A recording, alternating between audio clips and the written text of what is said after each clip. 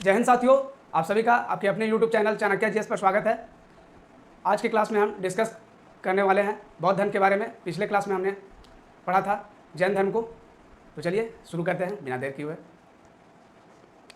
तो बौद्ध धर्म जो है ये भी जो है मुख्य रूप से एक तरह का धार्मिक आंदोलन ही था भारत में। जैसे जैन धर्म आया उसी तरह से इसका भी जो है वो विकास देखा गया, जैन धर्म बौद्ध धर्म का भी। तो इसी को हमें जानना है। इसमें जो है सबसे मुख्य जो पात्र कह सकते हैं हम बौद्ध धर्म के, वो हैं गौतम बुद्ध, जो महात्मा बुद्ध भी कहे गए हैं। तो इन्हीं के बारे में हमें जानना है और इससे और भी जुड़ी हुई जो महत्वपूर्ण बातें हैं उसे हमें जानना है इसमें। चलिए जानते हैं गौतम बुद्ध के बारे में।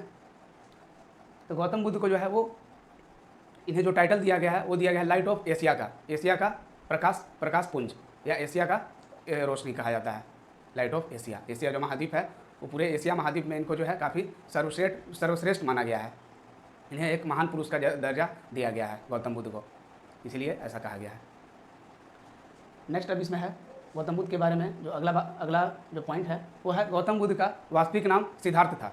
इन्हें जो है सिद्धार्थ जो है बचपन में इनका नाम सिद्धार्थ जो है रखा गया था इनके माता पिता के द्वारा। और बौद्ध धर्म के ये वास्तविक संस्थापक हुए। बौद्ध धर्म के जैसे जैन धर्म के महावीर स्वामी वास्तविक संस्थापक कहे जाते हैं, उसी तरह से ये बौद्ध धर्म के वास्तविक संस्थापक हुए। ऐसे और भी जो है संस्थापक रूप में और भी लोग हुए, लेकिन वास्तविक संस्थापक जो है ये गौतम बुद्ध ही कहे जाते हैं। नेक्स्ट अब अगला जो है बात अब है इनसे जुड़ी हुई, वो है जन्म को लेकर के। तो इनका जन्म 563 BC 563 ईसा पूर्व मतलब BC जो है वो नेपाल के कपिलवस्तु या लुम्बिनी में इनका जन्म हुआ। ये तो सभी को आप पता होगा, आप लोगों में अधिकतर लोगों को ये। अब आगे है कि इनके पिता का नाम सुदोधन और माँ जो शाक्य क्षत्रिय थे, शाक्य क्षत्रिय वंश से ही जो है शाक्य वंश जो क्षत्रिय का ही एक रूप है, तो इसी से इनका संबंध था। जबकि हमने जैन धर्म में जाना था कि महावीर स्वामी जो थे उनके पिता वो गायत्री कुल से थे और यह है शाक्य कुल से इनका संबंध था। और इनकी माता का नाम महामाया देवी था। और जबकि हमने वहाँ जैन धर्म में देखा था तो उनकी जो है जैन महावीर की माँ का नाम जो था वो त्रिशला था और पिता का नाम था सिद्धार्थ। अब आगे है मौसी, इनकी मौसी या सौतेली माँ, ये दोनों जो है लिखा हुआ रहता है। तो इनकी सौती जो थी वो है महाप्रजापति गौतमी थी, इनकी सौतेली माँ या मौसी का है। नेक्स्ट अब है इनकी पत्नी का नाम था यशोधरा, जबकि जैन धर्म में हमने देखा कि महावीर की पत्नी का नाम था यशोदा और इनके पुत्र का नाम था राहुल। और वहाँ पे महावीर स्वामी की बेटी का नाम था प्रियदर्शनी और इनके पुत्र हुए राहुल। अब आगे है कि इन्होंने जो है कुछ मतलब एक दिन अचानक जो है इन्होंने अपने जो है वो माने राज्य क्षेत्र में जो है ये इन्होंने देखा बीमार सन्यासी बूढ़ा और शव को देखा। तो इनके मन में जो है वो वैराग्य सा जो है वो उत्पन्न हो गया। वैराग्य मतलब अर्थात हम जो है वो गृह त्याग करने की इच्छा, सत्य की खोज के लिए जो है इनके मन में उठने लगा भाव कि आखिर ये जो है संसार में ये जो है आदमी वो किस तरह से ये ऐसा मतलब होता है, आखिर इसके पीछे क्या कारण है। तो यही जो है वो सत्य की खोज में जो है ये चल पड़े इसके बाद। और इसी के कारण ये जो है 29 वर्ष की आयु में ही गृह त्याग कर दिया। जब ये हम लोग का समय जो मैंने आम लोग का जो होता है वो जो पारिवारिक जीवन स्टार्ट करने का होता है, जैसे हमने पहले भी कहा था, तो इस समय जो है इन लोगों के द्वारा, महावीर के द्वारा, गौतम बुद्ध के द्वारा जो है वो गृह त्याग किया गया, और जो कि अभी के समय में संभव नहीं है। जो है लोग अभी तो जो है कुछ दिन रह जाता है आदमी, तो वो थोड़ा सा घर से बाहर रहता है तो वो मतलब उनको उससे जो है वो अच्छा नहीं लगता है। और इन लोग जो है वो काफ़ी साल तक जो है इतना मतलब जो है इन लोगों ने तपस्या किया और कुछ ना कुछ जो है अपने जो है सत्य की खोज के लिए अपने जो है जीवन को लगा दिया, और तभी ये जो है महापुरुष महान व्यक्ति कहे जाते हैं, यही कारण है। नेक्स्ट अब आगे बढ़ते हैं तब तो इनके फिर आगे जो है ये जब गृह त्याग कर दिए 29 वर्ष की आयु में, तो फिर ये जो है ये इनके गुरु जो हुए, प्रथम गुरु हुए अलारकराम। तो अलारकराम से इन्होंने जो है सांख्य दर्शन की शिक्षा लिया। जब ये गृह त्याग कर दिए तो अब तो ये शिक्षा दीक्षा लेंगे और फिर जो है अपने जो है वो चिंतन मनन करेंगे सत्य की खोज के लिए, जो इनका मकसद भी है। तो इसी कारण इन्होंने अलारकराम से सांख्य दर्शन की शिक्षा लिया। और जबकि रुद्रकराम से देखें तो उन्होंने योग दर्शन की शिक्षा लिया। रुद्रकराम व्यक्ति हुए तो उनसे जो है इन्होंने योग दर्शन की शिक्षा लिया। मतलब योग का मतलब सिर्फ योग करना नहीं होता है, योग में बहुत सारे जो है वो योग के जो है वो 8 रूप है, तो उनमें से बहुत सारे जो है वो सीखने होते हैं। यही जो है इनकी शिक्षा लिए। और और सांख्य दर्शन जो है वो सांख्य दर्शन से इनका जो अधिक उपदेश जो है ये सांख्य दर्शन से ही दिया। आगे चल करके जब गौतम बुद्ध जब उपदेश प्रवचन के रूप में मतलब जब दिए, प्रवचन उपदेश को प्रवचन कह सकते हैं, तो ये जो है अधिकतर जो है वो सांख्य दर्शन से ही लिए। जो भी ये सांख्य दर्शन में सीखे जो है अलाल कलाम से, तो वही जो है इनके उपदेश का माध्यम बना। नेक्स्ट अब आगे बढ़ते हैं। ये जो है ये निरंजना जिसे पुनपुन या फल्गु नदी भी कहा जाता है। किसी बुक में पुनपुन है और कहीं फल्गु भी लिखा हुआ है निरंजना का दूसरा नाम। अभी वर्तमान के समय में हम देखें तो ये बिहार का ही है, बिहार की नदियाँ हैं ये जो है। तो वही निरंजना नदी के तट पर जो है ये जो है अपने तपस्या में जो है वो तपस्या को लेकर के है कि निरंजना नदी के तट पर पीपल वृक्ष के नीचे वैशाख पूर्णिमा के दिन ज्ञान की प्राप्ति इन्होंने जो है वो की। जब ये तपस्या मतलब जो ये तपस्या शुरू किए तो इन्होंने निरंजना नदी के तट पर किया, पीपल वृक्ष के नीचे, और जो है ये वैशाख पूर्णिमा के दिन उनको जो है वो ज्ञान की प्राप्ति हो गई। और ज्ञान की प्राप्ति जब हो गई तो इन्हें इसी कारण जो है महात्मा बुद्ध की उपाधि दी गई, माने इन्हें बुद्ध कहा गया, महात्मा बुद्ध कहा गया। इसी कारण इनका नाम तो गौतम था, तो इन्हें जो है बुद्ध कहा जाने के पीछे, महात्मा बुद्ध कहे जाने के पीछे कारण यही था। और जो वृक्ष था पीपल वृक्ष, उसे बोधि वृक्ष कहा गया। ये अभी बिहार का जो है ये सिंबल भी है बिहार सरकार का, बोधि वृक्ष। और स्थान जो है वो बोध गया कहा गया, बोध गया कहलाया। नेक्स्ट अब आगे है कि पहला उपदेश इन्होंने जो पहला प्रवचन अपना दिया वो सारनाथ में दिया, और जबकि अधिक उपदेश जो दिया है वो श्रावस्ती जगह में दिया है। ये यूपी में पड़ता है श्रावस्ती आपका, और सारनाथ भी जो है ये सारनाथ, ये आप बताएंगे कि कमेंट में कि सारनाथ जो है वो वर्तमान में कहाँ पर है। चलिए अब आगे बढ़ते हैं। तो इन्होंने जो है वो 4 सत्य वचन बोले, 4 जो है वो सत्य बातें बोली, जिसमें है कि संसार दुखों से भरा है, संसार जो है वो पूरी तरह से दुख से भरा हुआ है, और सभी के दुख का कारण दुख का कारण कोई ना कोई कारण अवश्य है, दुख का जो है वो कोई ना कोई कारण अवश्य है, ऐसा कहा इन्होंने दूसरा जो वचन था। और तीसरा जो इन्होंने वचन बोला वो है दुख का सबसे बड़ा कारण इच्छा है। आदमी का अगर इच्छा होगा तो यही जो है कुछ ना कुछ जो है, इच्छा जितना बड़ा होगा आदमी उतना भी दुखी भी होगा, जितना इच्छा बढ़ते जाएगा ज़रूरत से ज़्यादा। तो यही इन्होंने इसीलिए इन्होंने ऐसा कहा कि दुख का सबसे बड़ा कारण जो है वो व्यक्ति का वो इच्छा है, और इच्छा पर नियंत्रण किया जा सकता है। और ऐसा भी इन्होंने कहा कि इच्छा जो हमारा है तो इच्छा पर हम नियंत्रण कर सकते हैं, ताकि हमें दुख जो है वो कम से कम हो। यही जो है इनके 4 सत्य वचन थे। नेक्स्ट अब है कि बुद्ध ने इच्छा पर नियंत्रण पाने के लिए अष्टांगिक मार्ग जो कि 3 स्कंद से जो है वो लिया गया है, 3 स्कंद कर सकते हैं, 3 स्कंद से है अष्टांगिक मार्ग को बताया है इन्होंने। इच्छा पर अगर नियंत्रण पाना है तो हमें अष्टांगिक मार्ग का जो सिद्धांत है उसे हमें अपनाना होगा। अष्टांगिक मार्ग में बहुत सारे चीज़ आ जाते हैं, जिन्हें आप जो है वो बुक में पढ़ सकते हैं, ये मिल जाएगा अष्टांगिक मार्ग में क्या क्या है। तो उन चीज़ों को अपना करके हम अपने इच्छा पर जो है वो काबू कर सकते हैं, ऐसा तभी जो है ऐसा इन्होंने कहा। नेक्स्ट पॉइंट अब है कि इन्होंने कहा कि व्यक्ति की इच्छा जितनी बड़ी नहीं होनी चाहिए कि वह पूरा ना हो, माने व्यक्ति की इच्छा इतना भी नहीं होनी चाहिए कि जैसे वो पूरा ना हो कभी भी जीवन में।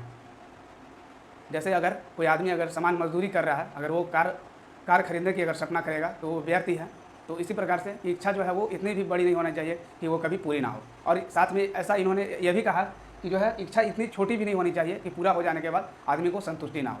मतलब कि अगर कोई मेहनत करने वाला है वो आगे और बड़ा कर सकता है, तो उसे जो है इच्छा को अपनी जो है वो छोटी भी नहीं रखनी चाहिए। वो जो अगर कर रहा है, अगर बड़ा मेहनत अगर ज़्यादा कर रहा है तो बड़ा जो है वो कर सकता है, कुछ पा सकता है वो। तो इसीलिए ऐसा इन्होंने कहा है। और कोई इच्छा अगर अधूरी रहेगी तो पूर्ण जन्म का कारण अवश्य बनेगी, और कोई इच्छा अगर अधूरा रह जाता है तो वही जो है पूर्ण जन्म का कारण बनता है व्यक्ति का।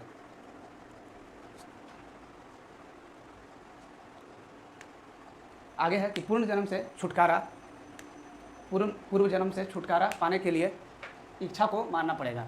अर्थात जो है वो मोक्ष की बात इन्होंने ऐसा कहा कि पूर्ण जन्म से अगर छुटकारा पाना है तो हमें इच्छा को अपना जो है वो मारना होगा। जो भी इच्छा में मतलब है वो, तो उसे हमें वो पूरी तरह से खत्म करना होगा इच्छा को, तभी जो है हमें मोक्ष की प्राप्ति हो सकती है। नेक्स्ट अब आगे है कि ये अपना उपदेश पाली भाषा जो आम लोगों की, जनसाधारण की जो भाषा थी काफ़ी सरल थी, तो इसी में ये अपने उपदेश को देते थे। जितने भी प्रवचन ये देते थे कहीं पर भी, तो वो पाली भाषा में ही देते थे। पाली भाषा यही लिखा हुआ है में देते थे। अब नेक्स्ट आगे है कि जब उपदेश, अब आगे कुछ कहानी है, यहाँ पर थोड़ा सा स्टोरी है इनके मृत्यु के लेकर के, उसे जान लेते हैं। तो जब ये एक दिन जो है एक उपदेश देते हुए जो है राजगीर पहुँचे, उपदेश देने के लिए जो है ये राजगीर पहुँचे, तब जहाँ पर एक जैन भिक्षुक चंद्र, तो ये जैन भिक्षुक चंद्र ने शुकर मांस जो है जहरीला शुकर मांस खिला दिया। जब ये एक दिन जो है उपदेश देने के लिए पावापुरी जो राजगीर में पड़ता है, अभी वर्तमान में राजगीर में है, तो यहीं पर जो है ये पहुँचे। तो जैन भिक्षुक एक था, चंद्र नाम का व्यक्ति था, तो इन्होंने जो है जहरीला मांस इन्हें खिला दिया, और इसी से इनकी तबीयत जो है बिगड़ने लगी धीरे धीरे, और तबीयत बिगड़ गई तो यूपी के कुशीनगर में इनका जो है वो मृत्यु हो गया।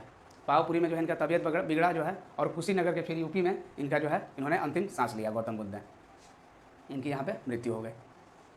इनके अंतिम नेक्स्ट पॉइंट जो दिया हुआ है वो है कि इनके अंतिम संस्कार को मल्ल महाजनपद के राजाओं ने धूमधाम से किया। इनका जो अंतिम संस्कार किया गया वो मल्ल महाजनपद के राजाओं के द्वारा किया गया।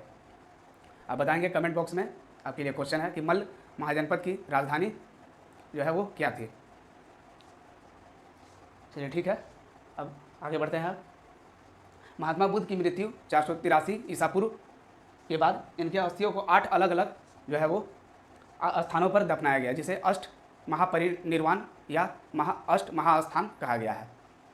अलग अलग जो है भारत के 8 अलग अलग जगहों पे दफनाया गया है, और इसी कारण जो है 8 टोटल जो है भारत में 8 बौद्ध मठ है, जिसमें आपका आ जाता है टाबो मठ आ जाता है, तवांग मठ आ जाता है अरुणाचल प्रदेश का, टाबो मठ हो गया आपका हिमाचल प्रदेश का, और भी नाम ड्रालिंग मठ आपका हो गया जो कर्नाटक में पड़ता है। इसी तरह से बहुत सारे जो है हेमिस मठ लद्दाख का हो गया। तो यही जो है 8 अलग अलग जगहों पर इनके जो है अस्थियों को दफनाया गया, और इसी कारण इसे अष्ट महास्थान कहा गया है। उम्मीद करता हूँ आप समझ गए होंगे। चलिए अब आगे बढ़ते हैं।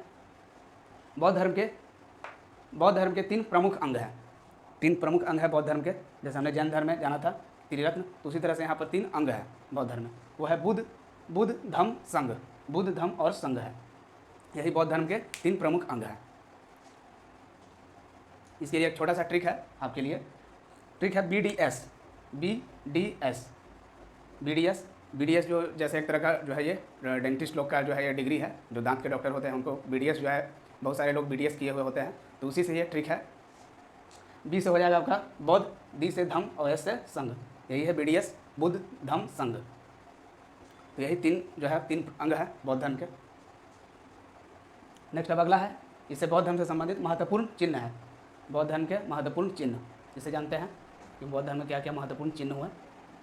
इसे भी जो है एग्जाम में क्वेश्चन होता है कि जो है वो साढ़ जो है किसका प्रतीक चिन्ह है, घोड़ा किसका प्रतीक चिन्ह है, इस तरह से जो है वो स्तूप जो है वो स्तूप जो है वो प्रतीक चिन्ह किसका है, इस तरह ऑप्शन दिया हुआ रहता है। तो इसी को हम लोग जानते हैं महत्वपूर्ण चिन्ह जितने भी हैं। तो इसमें सबसे पहला फर्स्ट है साढ़ और कमल। जो साढ़ होता है जानवर और कमल का फूल, तो साढ़ और कमल जो है वो बुद्ध के जन्म को दिखाया है, ये इसका प्रतीक है, चिन्ह है। बुद्ध के जन्म का जो चिन्ह है वो है साढ़ और कमल। नेक्स्ट अब है घोड़ा।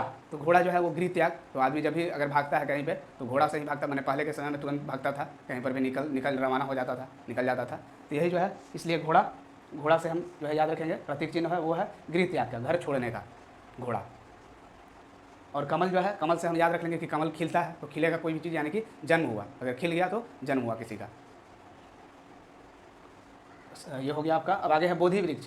तो बोधि वृक्ष ज्ञान प्राप्ति, मैंने जो गौतम बुद्ध का हुआ वो ज्ञान प्राप्ति हुआ बोधि वृक्ष के नीचे। महावीर का हमने जाना कि महावीर का जो ज्ञान प्राप्ति हुआ वो साल वृक्ष के नीचे हुआ। तो वृक्ष जो है जब भी है तो वो ज्ञान प्राप्ति का है। जो भी लोग संत मुनि लोग जो भी पहले के लोग जो भी जब भी ज्ञान प्राप्ति करते थे, तपस्या करते थे, वो वृक्ष के नीचे ही करते थे। तो इसीलिए याद रख सकते हैं इसको भी हम अच्छे से कि बोधि वृक्ष हो जाएगा ज्ञान प्राप्ति के लिए। और अब आगे है चक्र। तो चक्र जो है, चक्र घूमता है, तो चक्र जो है वो उपदेश के लिए है। ये आपने महाभारत में देखा होगा, श्री कृष्ण का जो चक्र चलता था, तो चक्र से जो है इन्होंने चक्र चलाते चलाते जो है ये प्रवचन भी देते थे, उपदेश देते थे। तो चक्र, वही चक्र से हम याद रखेंगे उपदेश, चक्र से उपदेश हो जाएगा, ये उपदेश का चिन्ह है चक्र। और आगे है पद चिन्ह। पद चिन्ह मृत्यु। पद चिन्ह जो है वो निशान है मृत्यु का। पद चिन्ह मतलब कोई अपना जो है पैर का निशान छोड़ के चला गया, तो चला गया यानी कि उनका मृत्यु हो गया। तो पद चिन्ह से याद रख लेंगे हम आसानी से कि मृत्यु, ये मृत्यु का चिन्ह है पद चिन्ह। और आगे है स्तूप। स्तूप मतलब जैसे मकबरा ये सब होता है, मकबरा आपका हो गया, तो उसी तरह से ये स्तूप है। स्तूप सेम उसी तरह का हुआ। तो स्तूप जो है वो हो गया महापरिनिर्वाण के लिए, किसी का जब मृत्यु हो गया तो उसका जो चिन्ह है वो स्तूप है, स्तूप उसके जो है वो बनाया जाता है स्तूप, तभी जो है इसे भी याद रख सकते हैं। और आगे है नाग का फन, तो नाग का फन हो जाएगा महावीर, नाग का फन महावीर। महावीर को आप, महावीर का अगर आपने देखा होगा फोटो ये सब, तो वो जो है नाग के फन पर भी बैठे हुए हैं जो महावीर स्वामी थे, तो इसीलिए जो चिन्ह है नाग का फन वो महावीर स्वामी को दर्शाता है। तो इसके लिए एक छोटा सा ट्रिक है, ट्रिक से भी अगर हम याद रख सकते हैं इसको काफ़ी ईजी वे में।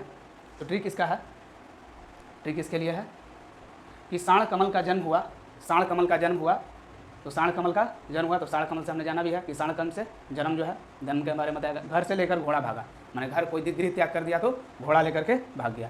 और आगे है कि पीपल ज्ञान का बोध कराए, पीपल जो है वो ज्ञान का बोध कराता है, मैंने ज्ञान प्राप्ति हमने पढ़ा भी कि जो बोधि वृक्ष है वो ज्ञान प्राप्ति को दिखाता है। और मृत्यु तो स्तूप कहलाए, और मृत्यु जो है वो बताता है स्तूप को, मृत्यु तो स्तूप कहलाए। एक तरह से जो है वो कविता के रूप में है ये बनाया हुआ। किसान कमल का जन्म हुआ, घर से लेकर घोड़ा भागा, पीपल ज्ञान का बोध कराए, मृत्यु तो स्तूप कहलाए। ये जो है आपके लिए ट्रिक के रूप में था छोटा सा। यहाँ तक हमने जाना कि महात्मा बुद्ध की मृत्यु कब और कैसे हुई। अब जानते हैं इसके आगे की कहानी। चलिए, अब बौद्ध धर्म के प्रचार के लिए जो है 4 बौद्ध संगीतियाँ सम्मेलन का आयोजन किया गया। इसे हम लोग जानते हैं, जो कि एग्जाम पॉइंट व्यू से भी ये बहुत ही इंपॉर्टेंट है। इसको हम लोग टेबल के द्वारा जो है वो पढ़ेंगे ताकि एकदम आसानी से हमें याद हो जाए। तो 4 बौद्ध संगीतियाँ, तो इसमें हम जानेंगे बौद्ध संगीति में कि संगीति वर्ष वो कब हुआ, स्थान दूसरा जानेंगे, फिर तीसरा में अध्यक्ष, और चौथा शासक, किसके शासनकाल में ये जो है बौद्ध संगीति का आयोजन किया गया। तो चलिए जानते हैं। फर्स्ट है प्रथम संगीति, पहला प्रथम संगीति। तो प्रथम संगीति ये जो वर्ष हुआ, इसका जो समय हुआ ये 483 ईसा पूर्व हुआ, BC वही लिखा हुआ है 483 ईसा पूर्व। तो ये स्थान ये जो हुआ ये राजगीर में हुआ, ये राजगीर में हुआ। और इसके जो अध्यक्ष हुए वो हुए महाकश्यप, अध्यक्ष महाकश्यप हुए, शासक हुए अजातशत्रु, शासक हुए अजातशत्रु। और अब आते हैं द्वितीय संगीति पे। तो द्वितीय संगीति जो हुआ ये हुआ वर्ष 383 ईसा पूर्व, ये इसका स्थान था वैशाली। अध्यक्ष हुए सवाकामी जी हुए, और शासक कालाशोक। इनके समय में ही द्वितीय बौद्ध संगीति का आयोजन किया गया। अब आते हैं तीसरे बौद्ध संगीति पे। तो तीसरे बौद्ध संगीति का आयोजन हुआ 255 ईसा पूर्व, ये स्थान था पाटलिपुत्र, जो अभी वर्तमान में पटना है हमारा। अध्यक्ष हुए मोगलीपुत्तिस, और शासक हुए अशोक। और लास्ट चतुर्थ बौद्ध संगीति। तो चतुर्थ बौद्ध संगीति हुआ प्रथम शताब्दी, 1st सेंचुरी में। स्थान यह हुआ कुंडलवन, अध्यक्ष वसुमित्र, और जो शासक हुए वो हुए कनिष्क। काफ़ी महान शासक ये भी हुए इतिहास में, इनका भी नाम जो है जाना जाता है, कनिष्क को भी, जिसे हम लोग आगे पढ़ेंगे कनिष्क के बारे में। तो चलिए अब इधर से एक बार देख लेते हैं। तो संगीति है प्रथम संगीति, द्वितीय संगीति, तृतीय संगीति और चतुर्थ संगीति। जो टेबल को याद करने का जो तरीका भी है, आगे इस तरह से सीधा के रूप में, और फिर इस तरह से आगे वर्टिकली, उसके बाद फिर हॉरिजेंटली हम देखें। लेजर जो है इधर लेटा हुआ जो होता है हॉरिजेंटली, उस तरह से फिर हम देखें वर्टिकली देखने के बाद। टेबल को जो है पढ़ने का यही तरीका है। तो समितियाँ में संगीति हम लोग देखते हैं एक बार फिर से। प्रथम संगीति, द्वितीय संगीति, तृतीय संगीति और चतुर्थ संगीति, ये 4 संगीतियाँ हुआ बौद्ध धर्म में। और जबकि हमने देखा था जैन धर्म में, उसमें मात्र 2 ही संगीति हुए, उसमें भी जैन धर्म के प्रचार के लिए किए गए, जो है महावीर की मृत्यु के बाद। उसी तरह से यहाँ पर भी हम देख रहे हैं। और वर्ष जो हुआ वो 483, 383 और फिर 255 और प्रथम शताब्दी। याद रखना काफ़ी ईजी है। 483 फिर 200, 483 फिर 383 100 कम, उसके बाद फिर 255 और फिर प्रथम शताब्दी। उम्मीद करता हूँ आपको याद भी हो गया होगा ये। अब आगे स्थान है राजगीर, वैशाली, पाटलिपुत्र और फिर कुंडलवन, जो जम्मू कश्मीर में भी है, प्रेजेंट में जम्मू कश्मीर में आता है ये। तो स्थान एक बार फिर से राजगीर, वैशाली, पाटलिपुत्र और कुंडलवन, ये जो है स्थान हुए क्रमशः जो है इसी तरह से संगीति का। और अध्यक्ष हुए सबसे पहले, अध्यक्ष में देखते हैं। तो अध्यक्ष महाकश्यप हुए पहले में, फिर उसके बाद दूसरे में सवाकामी, फिर मोगलीपुत्तिस और फिर उसके बाद लास्ट में वसुमित्र। तो महाकश्यप स्टार्टिंग का याद रखेंगे। महाकश्यप, जब भी लोग कोई भी जो है महान बड़ा काम जो है वो महान लोग ही शुरू करते हैं, इसीलिए महाकश्यप जी ने शुरुआत किया प्रथम संगीति का। फिर आ गए आपका सवाकामी, फिर मोगलीपुत्तिस और फिर उसके बाद वसुमित्र। ये भी याद हो गया होगा। अब आते हैं शासक पे। तो शासक तो बहुत ईजी है, ये बहुत आसान है याद रखना।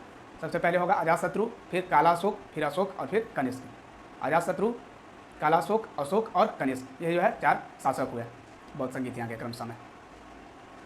और इसी से क्वेश्चन पूछता है कि बौद्ध संगीति, प्रथम बौद्ध संगीति कहाँ हुआ, ऑप्शन दिया हो रहेगा। प्रथम बौद्ध संगीति के समय अध्यक्ष कौन रहे, शासक कौन रहे, कब हुआ, जो है इस तरह से होता है। स्थान कहाँ हुआ, ये जो है ऐसे ही क्वेश्चन बनते हैं इसमें। अब चलिए अब आगे बढ़ते हैं। ये हो गया अब संगीति, जितने भी बौद्ध संगीति हुए बौद्ध धर्म में। अब आगे है कि आगे एक पॉइंट आता है कि चतुर्थ बौद्ध संगीति के दौरान बौद्ध धर्म 2 भाग में बट गया। जो चतुर्थ बौद्ध संगीति हमारा हुआ जम्मू कश्मीर में कुंडलवन, तो यहीं पर जो है बौद्ध धर्म 2 भागों में इसका विभाजन हो गया, जो है कि पहला कहलाया हीनयान और दूसरा महायान। तो हीनयान के जो लोग हुए वो बौद्ध के उपदेशों को मानते थे, जो भी इनके बुद्ध के द्वारा उपदेश दिए गए गौतम बुद्ध के द्वारा, उनको ये मानते थे और उनमें कोई परिवर्तन जो है फेरबदल नहीं किया, कोई बदलाव नहीं किया। और जबकि हम दूसरा महायान की बात करें, महायान की बौद्ध धर्म के महायान की बात करें, तो ये बुद्ध के उपदेशों में परिवर्तन करके उसे आधुनिक रूप दे दिया। ये जो है परिवर्तन कर दिया इसमें और उसको आधुनिक रूप दे दिया। आधुनिक रूप देने का सेंस की मतलब ऐशो आराम जो है वो शराब मदिरा ये सब जो है पान करना, नशा पान करना, ये सब जो है करने लगे परिवर्तन करके, मूर्ति पूजा ये सब करने लगना, ये सब सारा चीज़ होने लगा इनके जो है महायान के अंदर में, महायान शाखा के जो भी लोग हुए उसमें। तो फिर ये जो आगे चल के महायान भी जो है आगे चल के जो है जब परिवर्तन हुआ तो ये भी जो है आगे चल के ब्रजयान शाखा में टूट गया।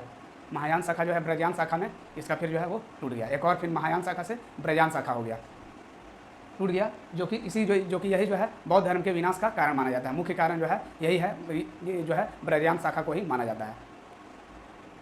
और इसी में जो है वो मूर्ति पूजा ये सब जो भी है, मूर्ति पूजा, वेश्यावृत्ति, प्रोस्टिट्यूशन जो होता है, मदिरापान, ये सब को जो है अपना लिया गया इसमें और धीरे धीरे जो है वो बौद्ध धर्म का भी पतन होना शुरू हो गया यहीं से। अब आगे इसमें एक इम्पॉर्टेंट नोट है, इम्पॉर्टेंट नोट को जान लेते हैं, कुछ नोट के रूप में है। तो पहला जो है कि ब्रजयान शाखा की शिक्षा जो है विक्रमशिला विश्वविद्यालय, जो अभी वर्तमान में भागलपुर बिहार में जो है ये पड़ता है, विक्रमशिला विश्वविद्यालय, तो यहीं पर दी जाती थी। ब्रजयान शाखा की जो शिक्षा है यहीं पर विक्रमशिला विश्वविद्यालय में ही दी जाती थी। और आगे जो दूसरा पॉइंट है हमारा नोट में वो है चीन एवं थाईलैंड में ब्रजयान शाखा की अधिकता है। जो चीन है, जो हमारा जो है एक तरह से विरोधी देश भी है चीन, भारत का कंपटीटर जो है वो, तो चीन और थाईलैंड जो है, चीन और थाईलैंड में जो है ब्रजयान शाखा की अधिकता है। थाईलैंड जो सफ़ेद हाथियों का देश कहा जाता है जिसे, और चीन जो है वो एशिया का मरीज, तो यही दोनों जगह जो है वो ब्रजयान शाखा की अधिकता है।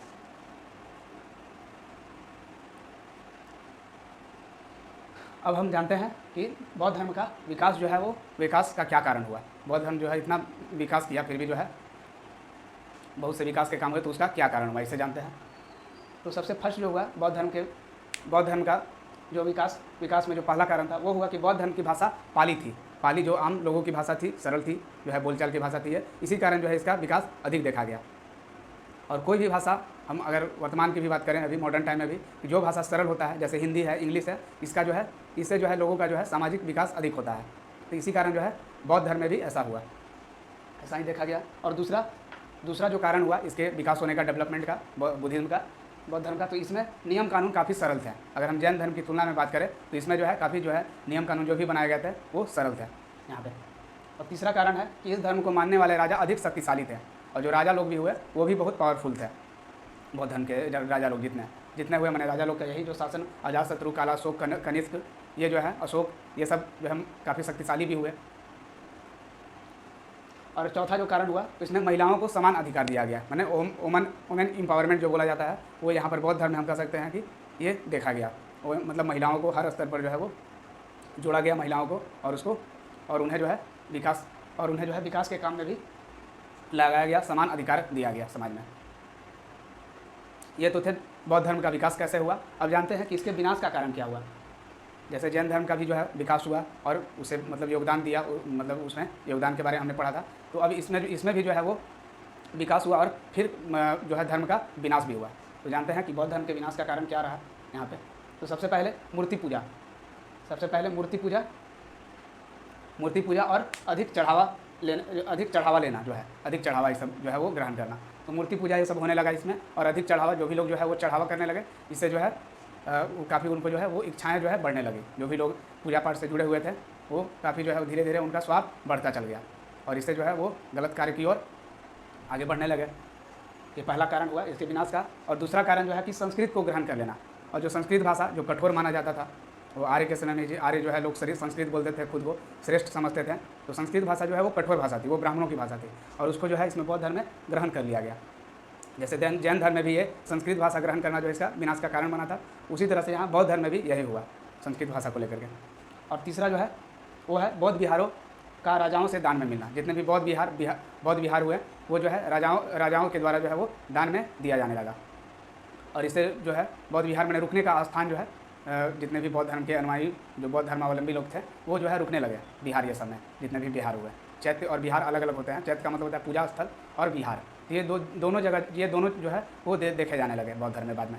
चैत्य भी पूजा स्थल भी और बिहार भी, तो ये भी इसके विनाश का कारण बना।